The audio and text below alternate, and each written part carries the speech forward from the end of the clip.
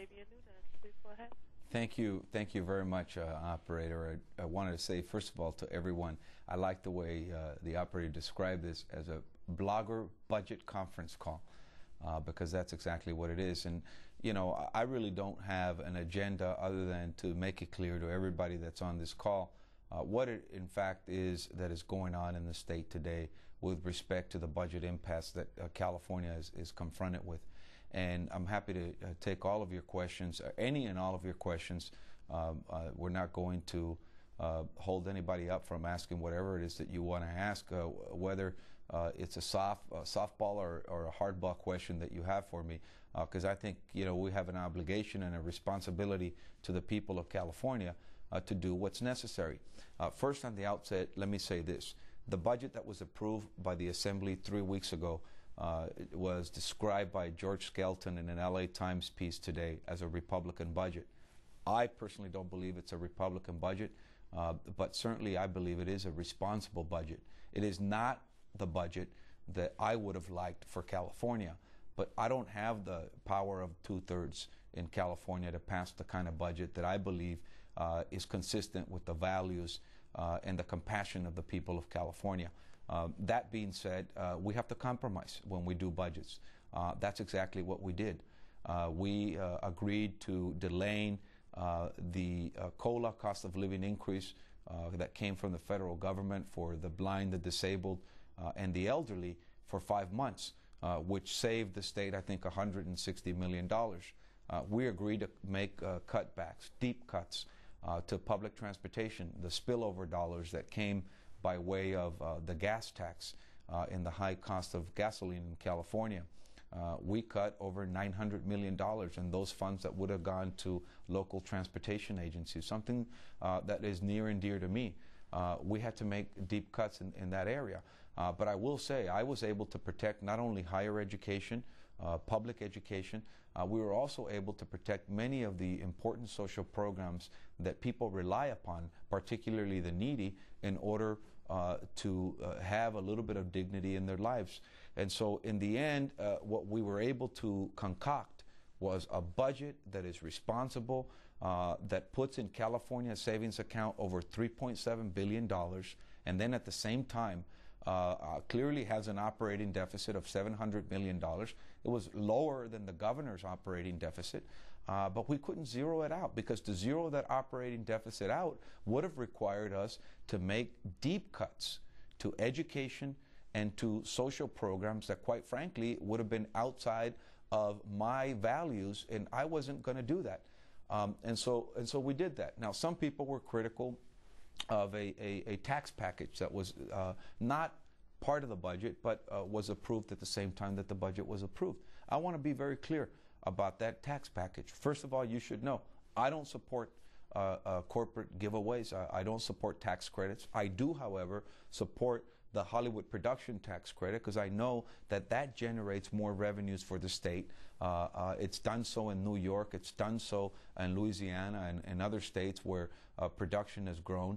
But I don't support the other type of tax credits that we agreed to in the Assembly. And know that it was very clear, not only to me, but to Senator Valines, that this was a bill that was simply going to be approved in the Assembly. It was never going to go to the Senate for their consideration, because it was something we did at the 11th hour. It was simply for the Assembly Republicans a way to exercise some of their values and to say, look, we can at least begin that conversation. And let me be clear where we are right now.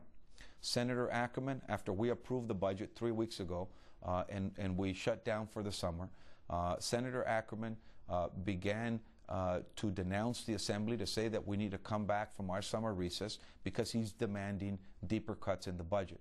Already, they were able to commit the governor to over $700 million of line item veto cuts in the budget. Once the governor agreed to making those deep cuts, I will no longer have a conversation with the Republicans in the Senate nor in the Assembly about any type of tax credit. Again, as long as I'm Speaker of the California State Assembly, we're not going to do that, number one. Number two, I'm not going to entertain a discussion to dilute the bill that I worked so hard on and put so much of my sweat and equity into, AB 32, to reduce greenhouse gas emissions. The Republicans in the Senate in the 11th hour are requiring that we dilute that bill. That's a 25% reduction in greenhouse gases between now and the year 2020. This bill already has had a tremendous impact in helping motivate other states around the country to follow the lead of California and to provide real leadership to combat global warming. I'm not going to, in any way, shape, or form, entertain a discussion to dilute that law any further. That's 2. 3, if Senator Ackerman wants me to re-engage in the budget negotiations, here's what it's going to take. Number 1, I want a full restoration of the public transportation dollars, and that is $1.3 billion. Number 2, I want to roll back that 5-month delay in the SSI-SSP program, which will cost us another $160 million. Number 3, I refuse to make any cuts to education or social programs in California. And number 4, I'm not going to entertain, as I've already said, a discussion on any extraordinary issues, whether it be CEQA, dilution of AB 32, whether it be corporate tax credits, or whether it would be going and borrowing more money in the way of bonds for water storage or anything of that sort. I will just refuse to do any of those things for as long as I'm the Speaker of the Assembly.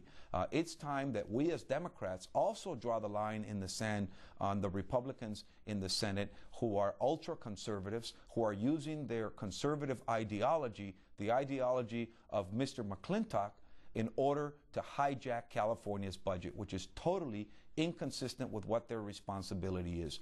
And so as a reasonable legislator, as a practical legislator, I'm just not going to reward that type of behavior.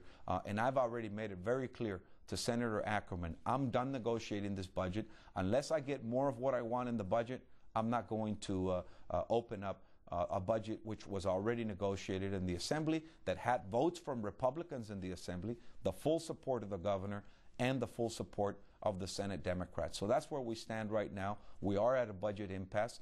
And my hope is that the gang of 14 in the Senate finally decides to allow one of their members to exercise that right and that obligation that they have to finally approve a budget for the people of this state. Now, with that, I want to open up for questions.